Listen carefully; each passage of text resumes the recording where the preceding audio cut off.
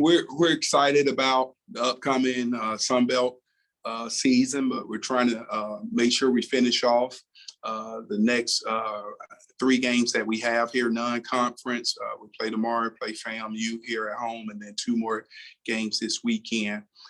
We feel like that we're finally getting all our bodies back on the court, and so we're able to maybe get a rotation, and be healthy. So we're really looking forward to just these next 3 games to prepare for the conference run.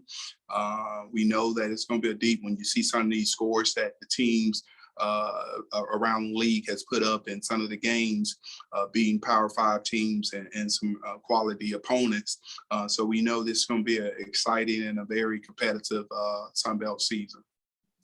You've had a strong schedule this season, starting off with Florida and then just playing Tennessee the other day. How do you think that'll prepare you for the Sun Belt schedule coming up? Well, you want to play teams that help you get better, and that can kind of challenge you.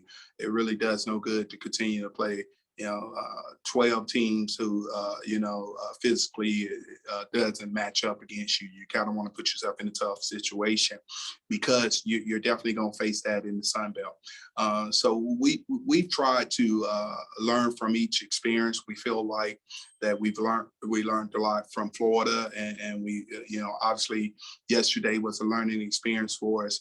I told our players I felt like we never quit, but we won't face anyone that physically imposing again this year. But I felt like we did some good things. We just couldn't knock down shots, and obviously we couldn't match their physical sides and everything there. But I feel like it's a good test. I feel like our kids know that if you could play, SEC teams, if you could play quality teams on the road, that it kind of gets you prepared for what's ahead when playing, some of the top teams in the league.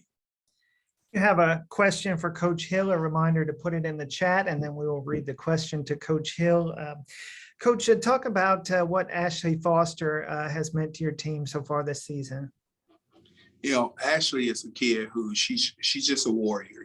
She does anything that you ask. She never quits. She's a competitor. She wants to win in everything she does, and she carries that over in the classroom. She carries that over in her personal life. She carries that on the court. And so to be able to have that type of person that you could depend on, that you could ask to step up and accept that challenge to be a leader and an example for your young players, it's meant a lot. She was voted captain by her teammates, and definitely a captain from her coaches. She's just someone that who's going to always give it her all, and she's not afraid to fail. And that's the one thing that we tell players, that if you want to be successful, you can't be afraid to fail. You got to be willing to risk it all, and she's definitely that type of person. Coach, how do you assess Sun Belt women's basketball this year, and what are you most looking forward to about conference play? I think it's deep. I mean, obviously, last year was a different year for us, so we only had opportunity to play one West team. But it looks like, we got a lot of great teams, a lot of great talent in the league. Obviously, we know we have some great coaches who really done a good job in recruiting and preparing their teams.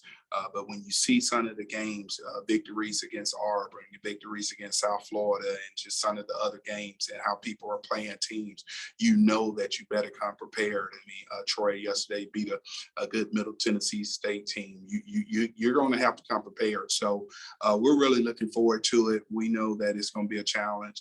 It's kind of, a unique situation also because of some of the teams leaving and everything. So you want to kind of take a opportunity to make it a memorable year because it's going to be some of your last chances to face some of these teams. So we're really looking forward to it.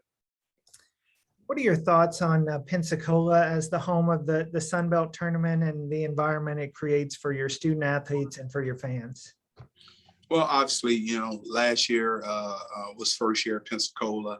Uh, we didn't stay as long as we hoped to, but we're looking forward to getting back down there, and hopefully it'll be a little more normal this year with uh, out of the pandemic, so our kids can kind of enjoy some of the things there. I know it's a nice beach and just everything, but great facility to be able to play there in a great environment to put all the teams in where we could come to one site and kind of showcase Sunbelt women's basketball and just show the talent that we have in the league and put on a great event.